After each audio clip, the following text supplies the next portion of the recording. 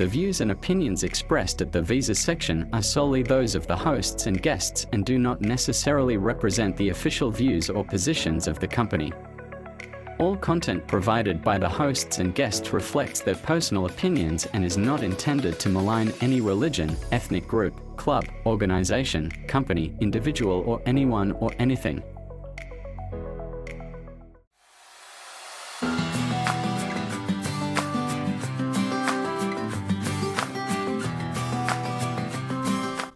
Hi, welcome to the visa section here on Enhance Down Under. I'm Anna, your host, and I am a qualified education agent counselor at Enhance NT, immigration and visa specialist in Darwin. Today, we are going to talk about two main topics: temporary graduate visa or the 485 visa, and the latest changes in the international education. So, for 485 visa, I've been getting a lot of inquiries about this lately, so I thought it's about time that we discuss about this in details.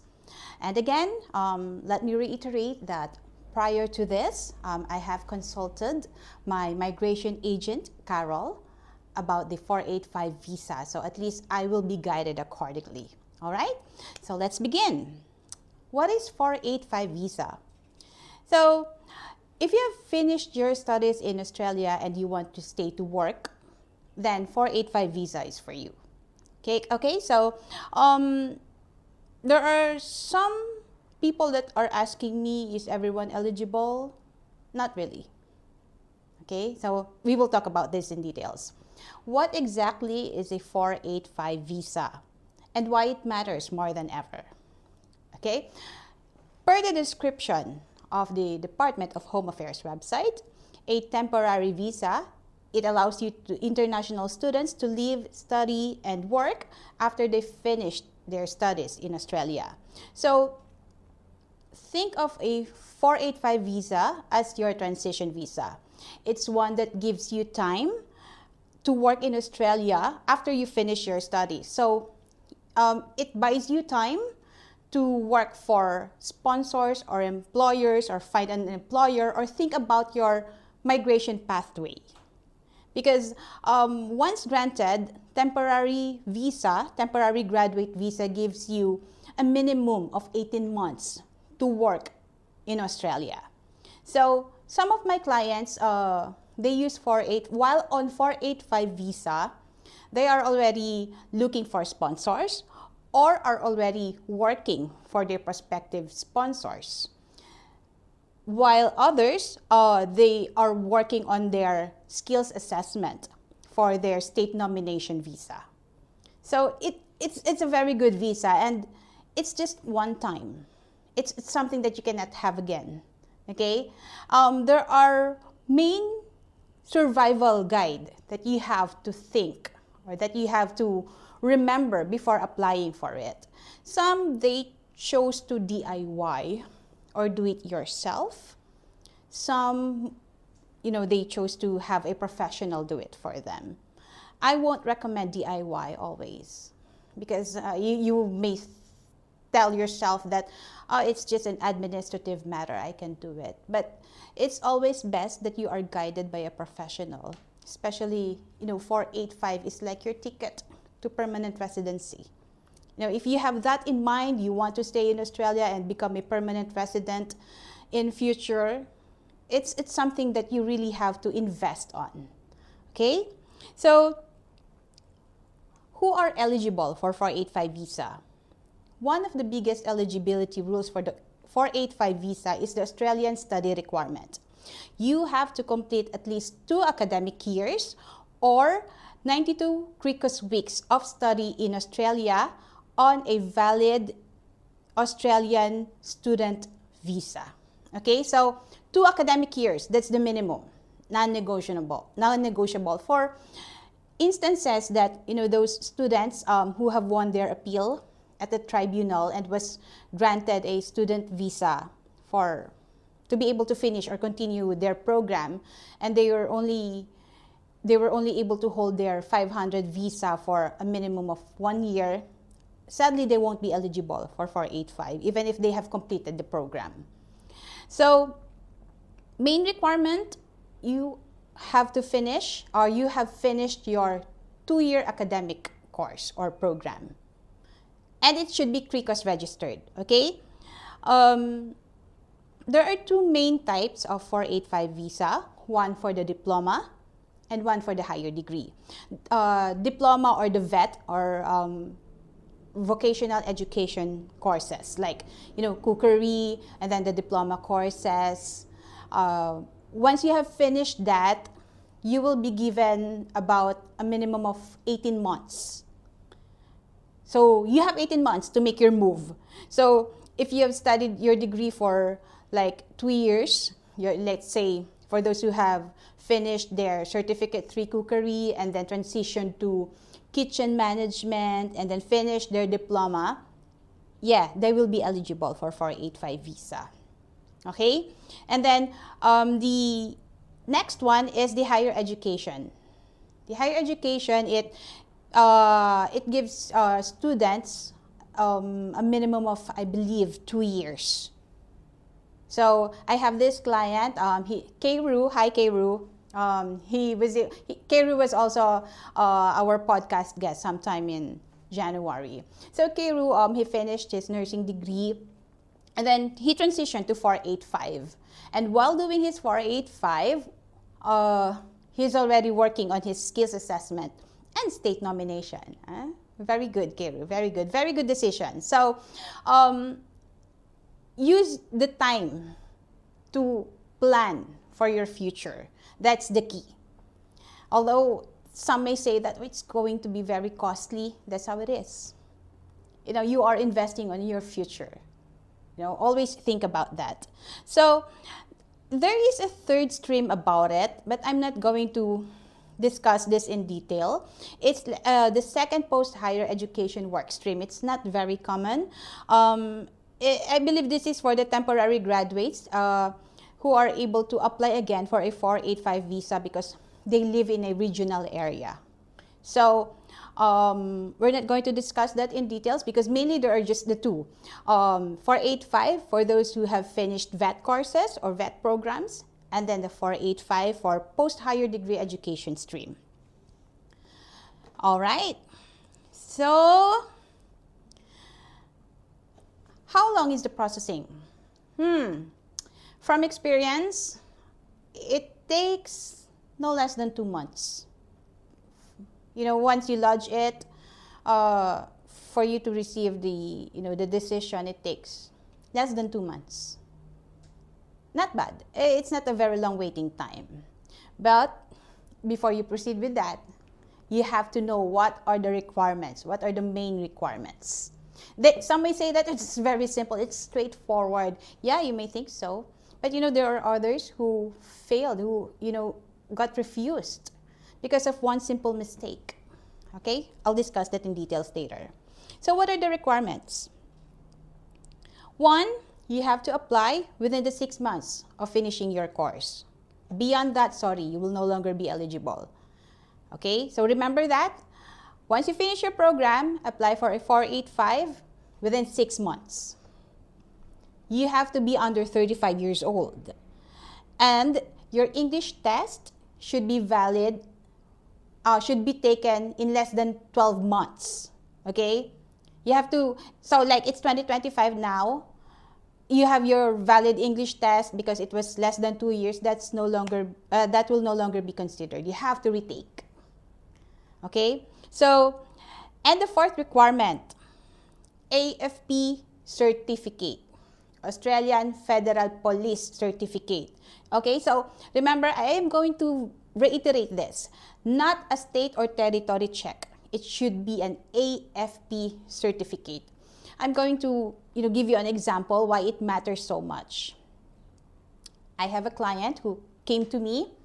He got his 485 visa refused. And then when I read the refusal, I felt bad. I felt bad for him because it was a tiny mistake. His AFP clearance was submitted after the lodgement of 485. And, the law clearly states that AFP clearance should already be submitted should be included in the application once lodged. It's not after. Okay, so that is non-negotiable. You have to be very careful in that.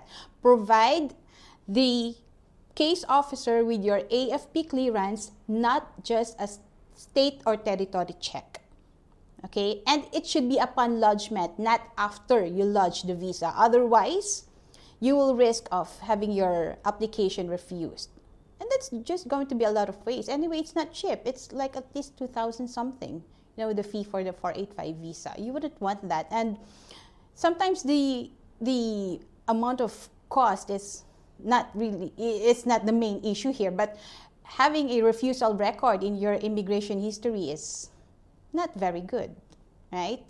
So you have to be very careful in that. If you are, thinking of, doing a DIY, or even if your agent tells you that, state check is fine, don't believe that agent.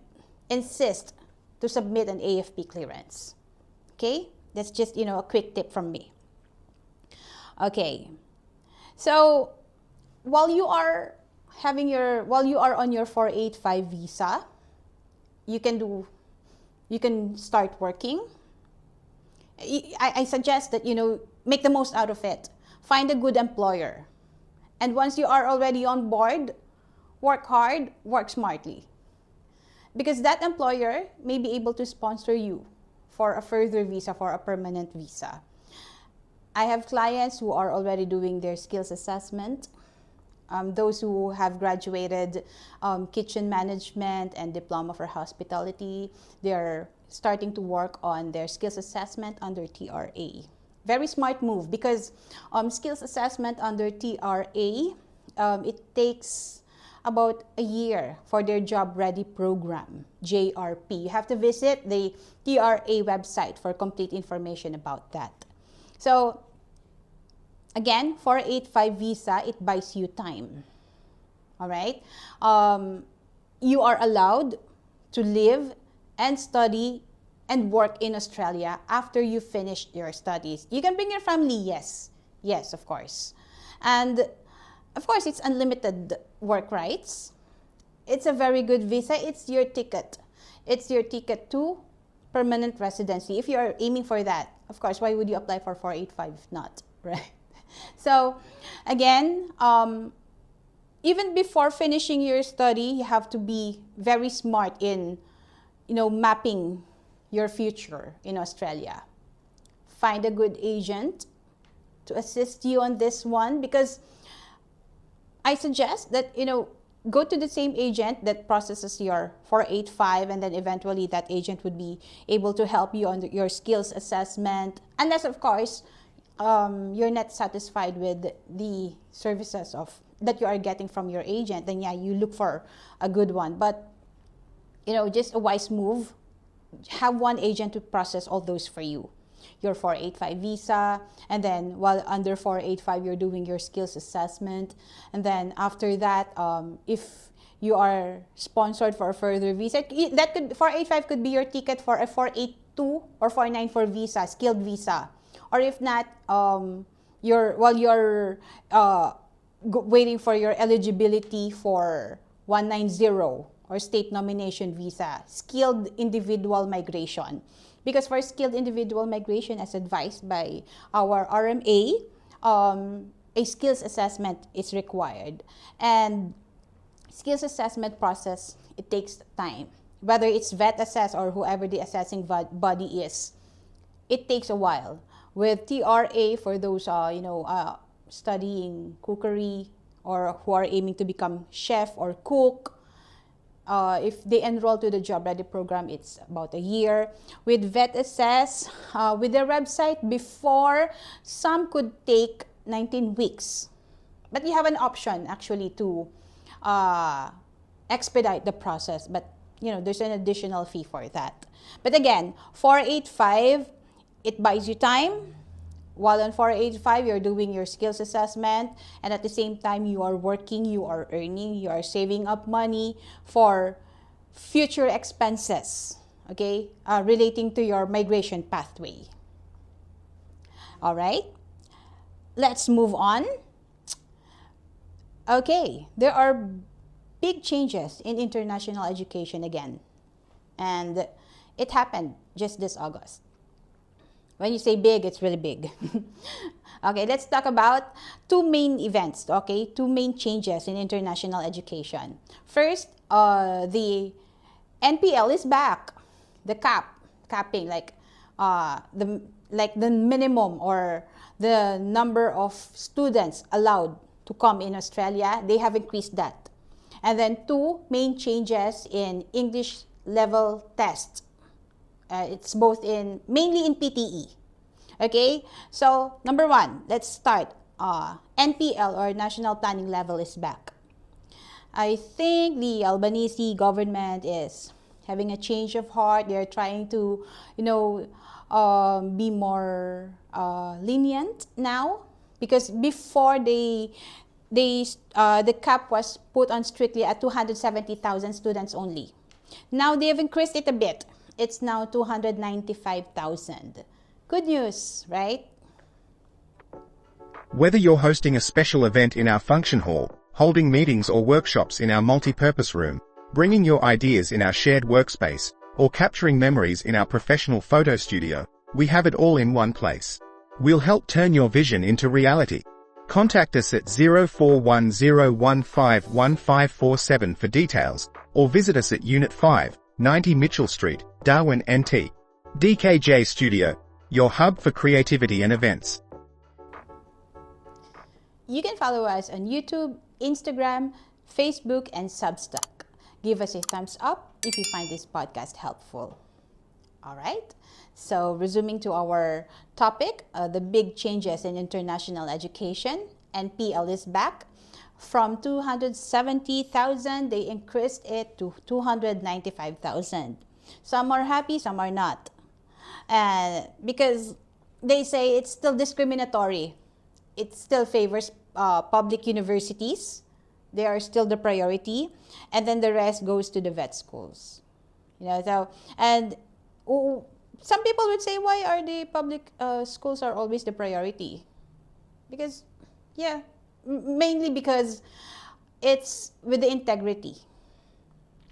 It's not dodgy as compared to some private schools who were discovered in the past acting like just diploma mills. So that's why they are the priority, and that's understandable. And this time, they are prioritizing students from Southeast Asia. And that's very good. Good news from people that I know from the Philippines. Maybe it's your signal to apply for a student visa. Try your luck. Why not if you are a genuine student? And then here the cap. It's now 295,000, but the quota, it's still there. If the schools have already hit their 80% quota, the visa processing slows down, meaning they will no longer be the priority. Applications for those colleges will no longer be the priority if they have already hit their 80% quota. And the second change is the English tests. Like PTE, they have the biggest change this year. I think it became effective this August. So, okay, the English testing, the PTE academic, from August this year, it's getting a major overhaul. So for the longest time, they say new speaking tasks and no home test option. They are now going to implement that. I think before, home test is acceptable, but not for IELTS. IELTS, they ever since, they only do it on testing centers. But it's, IELTS online is never accepted by Australian immigration. Now, with PTE, home testings are no longer considered. Okay? If you are going to ask, what's the connection with the temporary graduate visa? For temporary graduate visa, your PTE or IELTS score or any other English score, any other English level test, your score should be equivalent to competent. Okay, competent in IELTS, that is 6. 6 in all 4 tests: reading, speaking, writing, listening. No lower than that. And then the overall score should be a minimum of 6. For PTE, the competent English is now equivalent to reading should be 47, listening should be 48, speaking 54, and writing 51. Okay, so that's the major change in PTE now. And according to the Department of Home Affairs website, they are also accepting other English tests. Okay, so but these are the tests that they are not accepting. Remember this, for visa purposes, these tests are the tests that they do not accept. CELPIP online, CELPIP online, IELTS online, Language Cert Academic online, MET Digital taken at home, OET at home, and TOEFL Home Edition. So if you've noticed, all those mentioned are home tests, online tests, meaning it's something that you can do from the comfort of your home. This time, Australian immigration has tightened their rules. They will no longer consider any online test done at home. Okay, so you have to go to a testing center, to a certified testing center. That's very easy to Google anyway. You just select. Okay, going back to the CAPS, to the NPL. All right, so again, they say that it's still very discriminatory, and the private and vet English providers are finding it harder to get visas approved, mainly because of targeted integrity measures. So those who are at a higher level risk, meaning those colleges who have higher visa refusals, unfortunately, things are not looking bright for them, unless of course they are able to prove that the legitimacy, or they get lesser visa refusals because they increase the integrity of their colleges. But if not, then it will still continue to become like this for them. So some private colleges linked to non-genuine enrollments. Unfortunately, when you say non-genuine enrollments, their students are just here. They're not really studying. They are enrolled, but they're not really studying. Although they are issued with certificates after they finish their studies. But if you are going to ask, have they really learned anything at school? Probably not, because most of the time they're just working, and that's what my colleague Jairus mentioned before, that are like diploma meals. So when you are selecting your school, since you are already you're prepared to spend a fortune for your international education, choose those that are high in integrity, reputable. Okay, so some they say that it's okay, and anyway I'll just go there. It doesn't matter. It's at my advantage if the college is not very strict. Yeah, but eventually, if you apply for a skills assessment, you won't pass. How do you expect to pass the tests while taking your skills assessment when you did not learn anything while studying? See? So anyway, another change, although it's not recent, but it took effect in 1st of July. The student visa fee has increased from $1,600 to $2,000.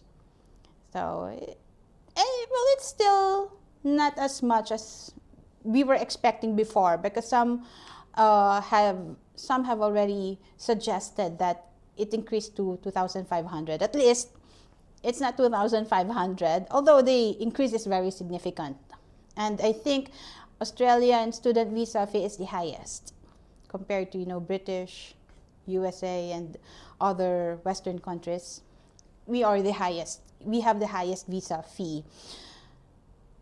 It's very discouraging for for some, looking at the visa fee, and if you get refused, it's like you say goodbye to your 2,000 Australian dollars.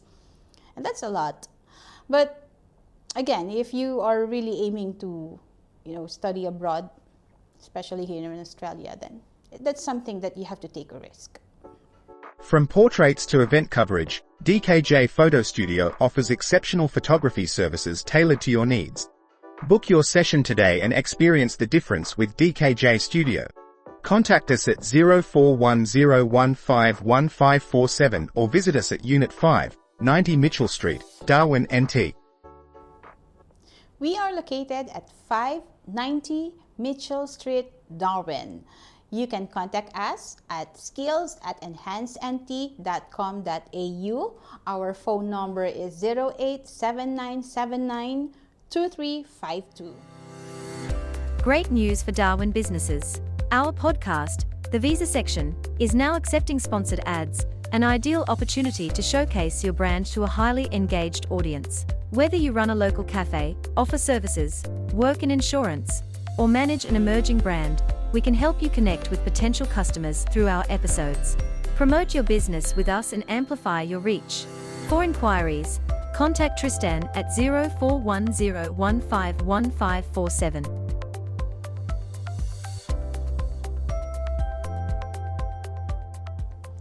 All right, so going back to our topic, we've talked about the student visa changes, the caps, the higher fees, and now the new English testing rules, all of which shape your 485 visa application. So let's put it all together for your 485 survival checklist. All right? So to apply for a 485 visa, you have to remember these simple things. Okay? Apply within 6 months after you finish your program. Don't leave it to the last minute. Okay? Because collating your requirements is not an easy task. So, even before you finish your program, decide if you want to do 485 because you only have 6 months to do so. And generally, you only got one chance for 485 visa. Okay? Number 2, this AFP National Police Check. Not just the territory check or the criminal check, but an AFP check. Okay? It should be the correct one, applied for before you lodge your application. And then number 3, your English test should be less than 12 months old. Okay? Even if it's still valid, because normally it's 2 years, its validity is 2 years. But for 485, it should be in less than 12 months. Okay? And the score, it should be equivalent to competent. Check the Department of Home Affairs website for more information on the different tests that they recognize. Okay? And mainly, the DHA or the Home Affairs, they no longer recognize those tests that are taken from home. Okay? Like, TOEFL online, PTE online, IELTS online from the very beginning, it's not accepted. So, you have to go to an actual test center, book your appointment, and then go to the actual test center, get your English test done there. Okay? And then, most importantly, know your stream. Okay?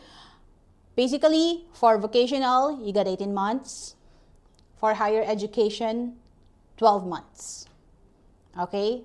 Those are the things that you have to remember. To simplify it, you want to check the facts, go to the Department of Home Affairs website. It is very helpful. They even the estimated processing time is there. Again, the estimated processing time, according to their website, it's about 58 days or 60 days. A huge percentage have been accomplished or have been finalized within 60 days. And that's correct, basing from my experience. Okay, so let us know if you have question about 485 visa. We will be very happy to answer or discuss that on our next episode. Okay, Thank you, people.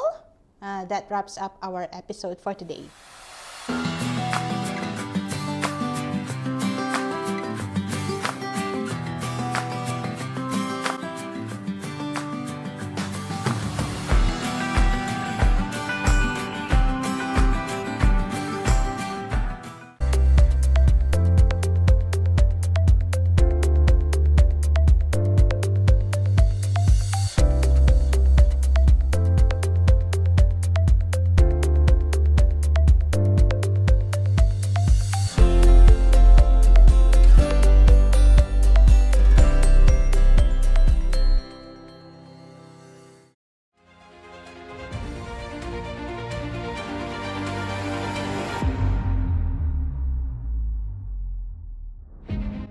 From faraway lands, we arrived, led by hope and fueled by the dreams we held close.